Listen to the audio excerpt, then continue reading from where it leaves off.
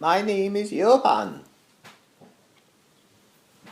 You are living in a world of symbols. You might call them hieroglyphs, pictures, shapes, indeed angles, geometry. All things are shapes. All things are symbols. In this world that you live in of symbols, you have assigned meaning to symbols, all symbols. You have signs around you telling you to stop or go. That red means to stop, and green means to go, and perhaps yellow means to go faster. To catch that light, to pass through quickly. It is a curious thing, something as simple as a traffic signal. You, yourselves, call the path that you are on a road. You are on the road, going somewhere that you wish to be, that you have deemed worthy of your travel time. Along the way, you see destinations and temporary stops, people that you meet, things that you see. You feel at times that you have made a wrong turn. Or you are going in circles. You see, you use this metaphor of the road over and over again. You feel it. You even call this process that you call spirituality the path. The path that you are on. When you don't know the path that you're on, you feel lost. When you feel there are too many paths, you feel confused. Then there are paths that you feel you are forced to be on, and therefore you feel restricted or trapped. So you are searching for this one path that is the grand path of them all, where you feel good the entire way. Where is this path? Is it through a choice that you make? That you shall live here or there. You shall be with this person or that person. You shall declare yourself a certain type of person, an identity, be it your sexual preference, your ethnicity, or things that you are interested in. So you have your groups of people. There are the musicians who are classically trained, and there are the musicians who are not. There are those who are very learned at this music, who understand all of the symbols and how to write this music. And yet their performance is cold or clinical, that there is very little music actually felt. And so they are the ones who are just producing it, moving it along, compositions, and then there are the artists who perhaps do not know the technical symbolism of how to write it, and yet they create beautiful music. You need not know every rule or bit of information in the universe for you to feel free. There are but a limited number of notes on any musical instrument for those of you who indulge in this skill of playing music. And as it has been said before, the compositions are endless.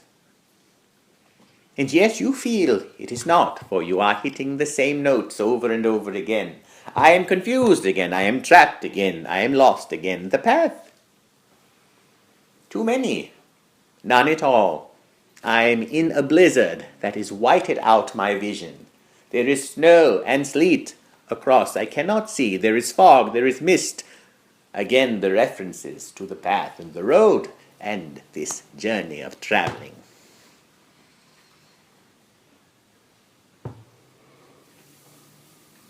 Who is the navigator? Who are the ones who propel the ship or vehicle forward? Who knows what is around the bend? The ancient explorers followed the stars, symbols of light, placed by some hidden hand. They have learned to navigate by the position of the celestial bodies. You are all celestial bodies. You are made of the same stuff as the stars, and so everything around you, in some sense of the word, is a celestial body. You are moving through what you call time and space. Therefore, everything that is around you, indeed, the entire universe revolving around you, at this very moment it is revolving around you. The world is revolving around you. Your perspectives. For some of you, this is overwhelming to consider. For you would rather there be someone in charge of all of this, not you. Though at times you wish you were in charge, for maybe you would do things differently. But perhaps you are not in charge. What are you in charge of? Some of you do not even feel in charge of the way you move your bodies. You don't even feel in charge of your thoughts. They just come. Here is a very wonderful realization that we wish for you. For you to consider that you have been living thinking that the world has been affecting you rather than you have been affecting the world, that the world has been creating you, molding you, rather than you have also been creating and affecting the world around you. That is harder to believe in your heart. And why is that? Because there has been contradictory information since you were a child. Perhaps you were taught that the Supreme Creator, whom you call God, is in your heart, and yet at the same time far above you, watching you.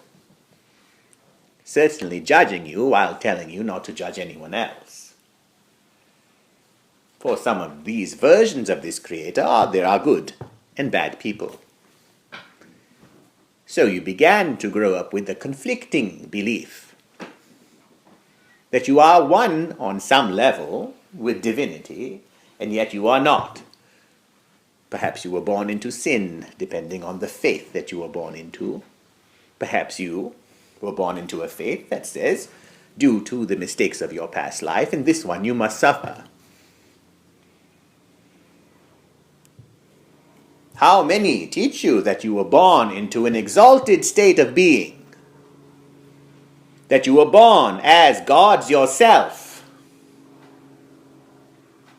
That there is no separation between you and your God, that you are carrying and being that same energy. For some, this is too much of a burden, for then they feel quite alone in the universe. If I then am God, who is with me? Is all of this God? If you choose to see it that way. And so then you begin to seek what is the truth. Who knows the truth? How long have you got to search for this? When all of the truth you feel in the things that you love.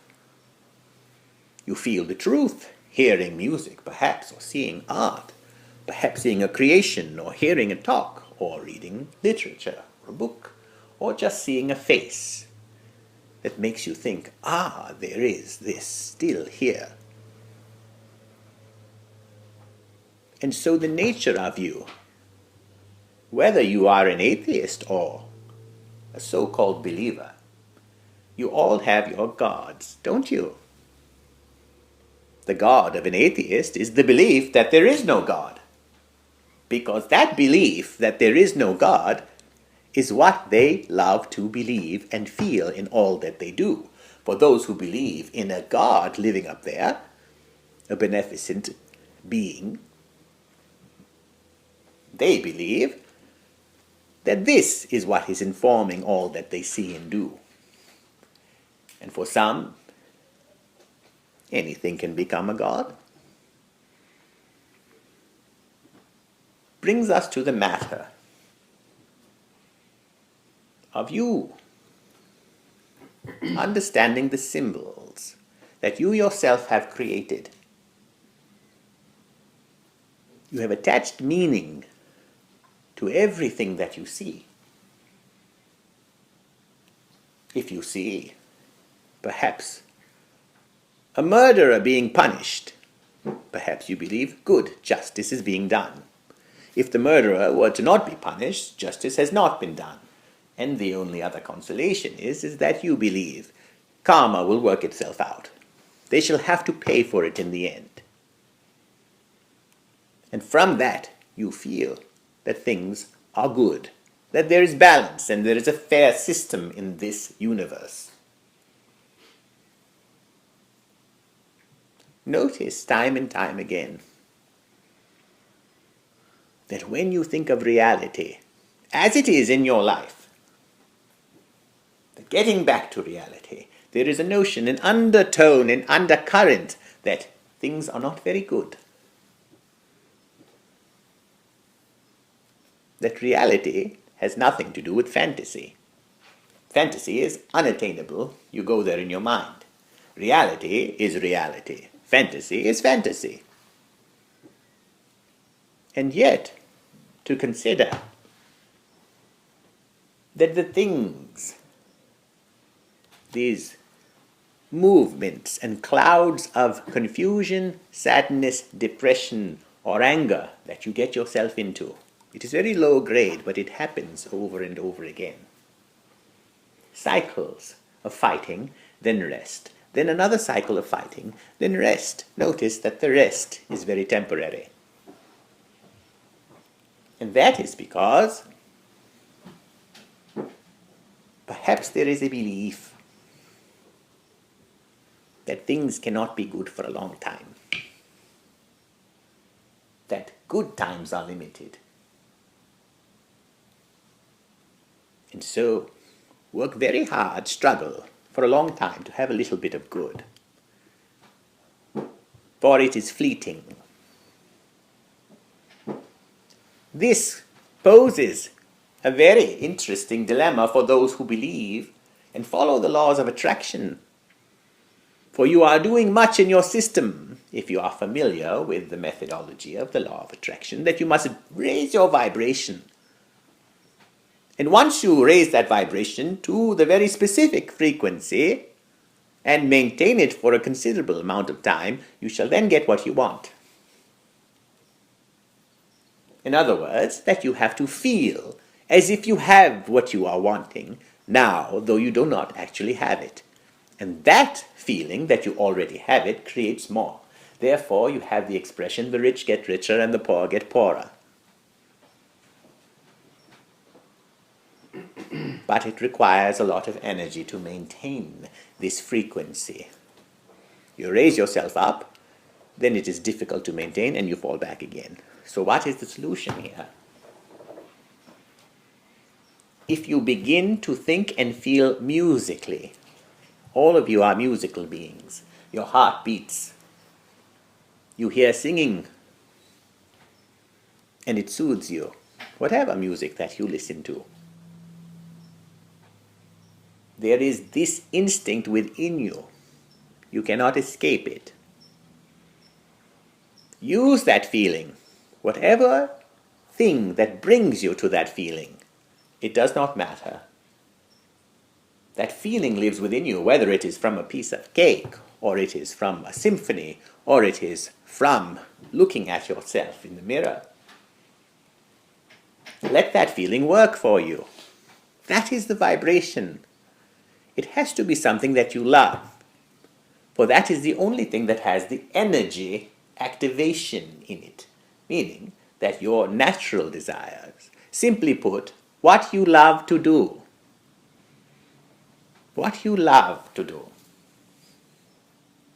carries within it everything that you need. You say, but I do not know what I love to do. Nonsense. You do. What is covering it is ideas of failure, consequence, and lack of nurturing and nourishing thoughts. So you must then begin to cultivate this within you. Farmers and gardeners know wonderful patience and understanding of nature. You see, they are not afraid that the harvest season will not come. They know it will come. And perhaps you would say that is because that is nature. And we tell you everything is nature. There is nothing that is not nature. Everything that you are wearing and sitting upon and inside of at this very moment comes from nature. Even the plastic and the metal, all of it is from nature, sourced from the earth. You were able to create instruments of music and science from that which was under your feet, simply through desire and necessity. You needed music. You needed paintings. And you still do. There is an artist in every one of you, though you need not do it professionally. Bring this artist to whatever it is that you do. And so what is an artist? How do you bring artistry to something? It is your unique frequency that you and you alone have. There is no one who is a duplicate of you on the planet. Some have similarities, but no one is a perfect duplicate of you, not even a twin. That is astounding considering there are billions of you here. Always a difference. Do you trust it? Is it good for you? Can you love it? This thing that you are. As the farmer knows that she need not worry about harvest time in the fall, for certainly it will come. Is the farmer trusting the earth, or is the farmer in complete knowing and surrendering and working with the earth to understand it better, not sitting back? Put your hands into the soil. The soil is fertilized by you know what. The rainstorms come, mud is created. Everything is mixed together. It happens in darkness, underneath the surface.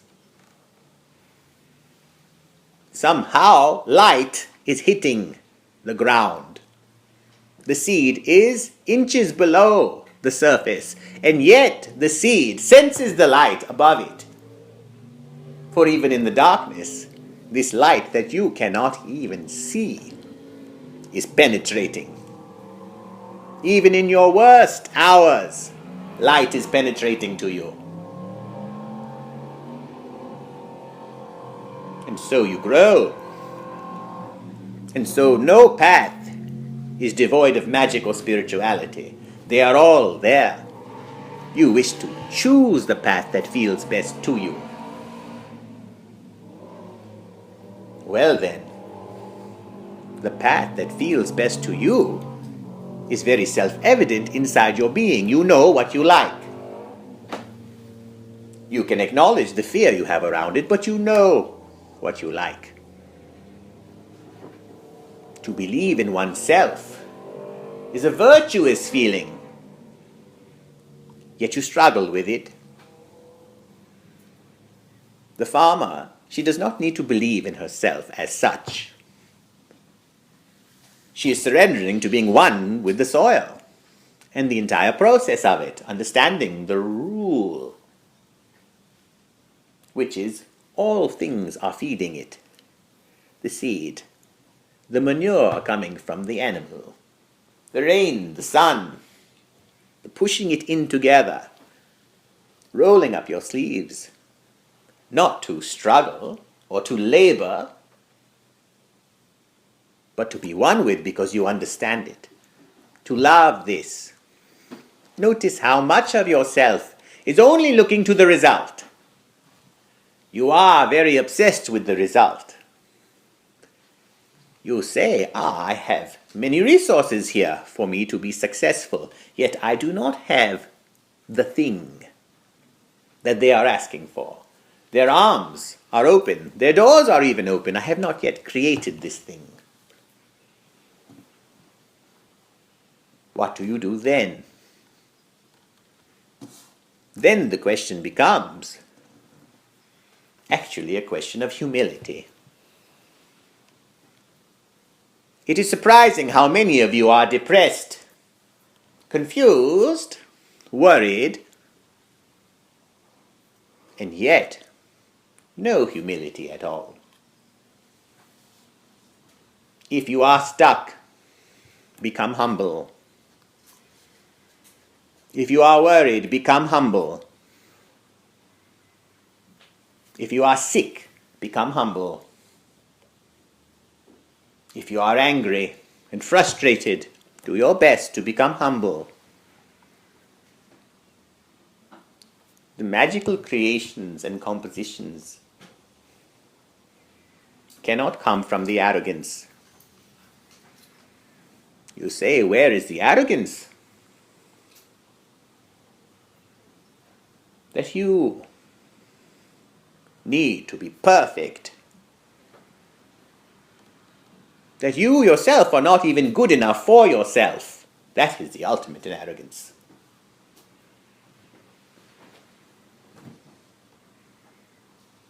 That you do not seek God in what you do. What kind of parents would you be? To ignore the brilliant sparks that are coming out intermittently. What has become of you? This is where you learn the majesty and the symphony of the orchestration and composition of your life,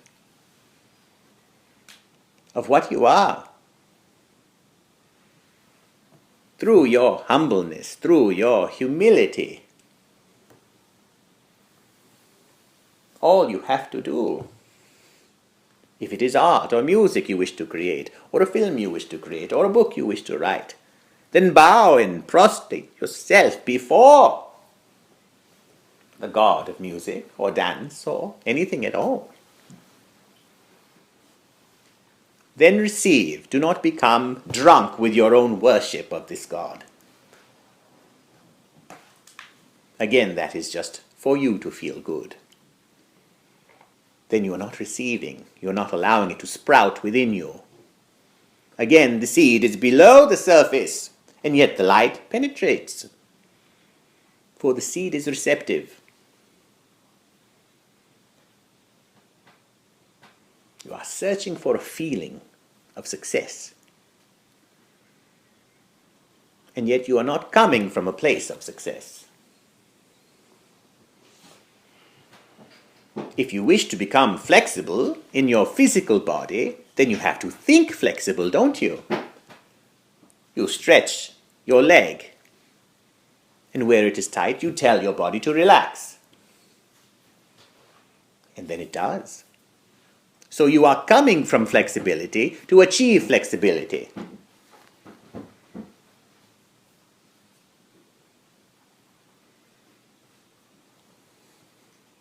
You feel you are too hard on yourselves. Another smokescreen for you you become very content with that you are too hard on yourself, and therefore the chapter is closed again.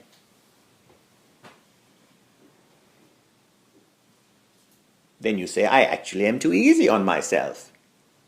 It is the same smokescreen again. Neither are very humble.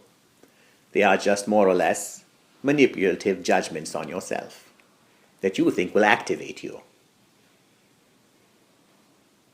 Surrender again and again to your humility. And what you are seeking to create will rise to the surface. Quite effortlessly. You see, the creation in and of itself is effortless. What you do before it is probably where the work is. And what the young man was saying earlier about the painter.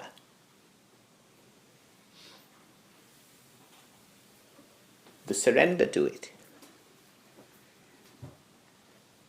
In it lies your victory, if you would like to call it that. And satisfaction will be felt. Now, how so? Because you let yourself taste it.